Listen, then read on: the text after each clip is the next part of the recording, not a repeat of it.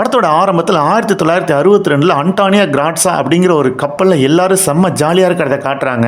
ஆனால் அங்கே ஒரு சின்ன பொண்ணு மட்டும் ரொம்ப சோகமாக இருக்கா. அவள் கையில் ஸ்பெல்லிங் டாய் இருக்குது, அதில் ஐ ஆம் போர்டு அப்படின்னு சொல்லி வர்ற மாதிரி செட் பண்ணியிருக்கா.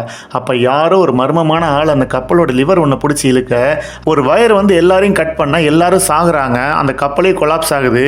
ஆனால் அந்த பொண்ணு மட்டும் கொஞ்சம் உயரம் கம்மியாக இருக்கிறதுனால தப்பிச்சிட்றா.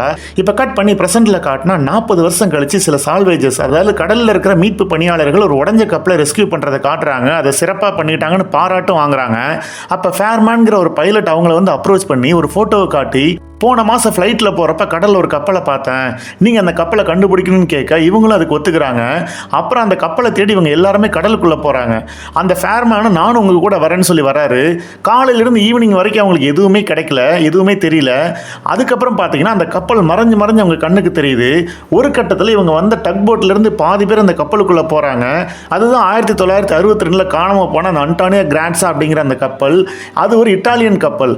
ஆனால் இவங்க அந்த ஷிப்புக்குள்ளே போனோன்னே இவங்களுக்கும் அந்த டக் போட்டுக்குள்ள கனெக்ஷன் கட் ஆகிடுது. படத்தோட ஆரம்பத்தில் ஒரு சின்ன பொண்ணு கையில் ஒரு ஸ்பெல்லிங் டாய் இருந்துச்சுல, அது இவங்க போகிற வழியில் கிடக்குது. அது இப்போ தானாக உருமாறி அதில் வெல்கம் போர்டு அப்படின்னு காட்டுது. ஆனால் அது யாருமே பார்க்கவே இல்லை. அப்படி உள்ளே போகும்போது அந்த கப்பலோட லோவர் லெவலுக்கு போகிறாங்க.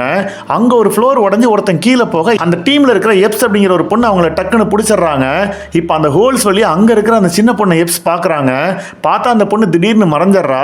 அவள் என்ன செத்துட்டாளா இல்லை உயிரோடு அங்கே சர்வே பண்ணிட்டு இருக்காளா அப்படிங்கிறது ஒரு பெரிய கேள்வியாக இருக்குது. இப்போ கட் பண்ணால் அவங்க எல்லாரும் பிரிஞ்சு அந்த கப்பலை செக் பண்ணும்போது அங்கே ஒரு டிஜிட்டல் வாட்சை பார்க்குறாங்க. ஆனால் 1962 அப்படி ஒரு வாட்சை கண்டுபிடிக்கவே இல்லை. அது அவங்களுக்கு டவுட் ஆகுது. அப்போ அவங்களுக்கு முன்னாடி இந்த கப்பலை யாரோ வந்து பார்த்துருக்காங்கன்னு புரிய ஆரம்பிக்குது.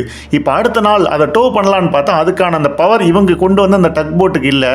அப்புறம் அடுத்த நாள் ஸ்கூபா டைவிங் அடித்து செக் பண்ணால் அந்த ஷிப்பில் ஒரு ஓட்டை இருக்குது. அது கொஞ்சம் கொஞ்சமாக அந்த கப்பலை கடலுக்குள்ளே மூழ்கடிச்சிட்டு இருக்கு அப்படிங்கிறத கண்டுபிடிக்கிறாங்க. அப்புறம் கொஞ்சம் கொஞ்சமாக நகர்றதுனால அது இன்னும் 3 நாளில் ஒரு பாறையில் மோதி கிராஷ் ஆக போகுது அப்படிங்கிறதையும் கண்டுபிடிக்கிறாங்க. இப்போ அதை சரி பண்ணுறதுக்கு டைம் இல்லை. இருந்தாலும் சாண்டோஸ் அப்படிங்கிற ஒருத்தன் அதை சரி பண்ணுங்கன்னு சொல்லிட்டு போகிறாப்புல. அப்புறம் அந்த குரூப் 2ஆக பிரிஞ்சு அந்த கப்பல் எவ்வளோ டேமேஜ் ஆயிருக்கு அப்படிங்கிறத செக் பண்ணுறாங்க. அப்படி போகும்போது இவங்களோட கேப்டன் மர்ஃபியும் இன்னொருத்தரும் அங்கே இருக்கிற கேப்டன் ரூமை பார்க்குறாங்க. உடனே மர்ஃபி மட்டும் அது உள்ளே போகிறாரு. அங்கே பார்த்தா அந்த பழைய கேப்டனோட தொப்பி இருக்குது. அப்புறம் அங்கே பிளட் ஸ்டெயின் இருக்கிற மாதிரி ஒரு ரேசர் வந்து அந்த சிங்கில் கிடக்குது.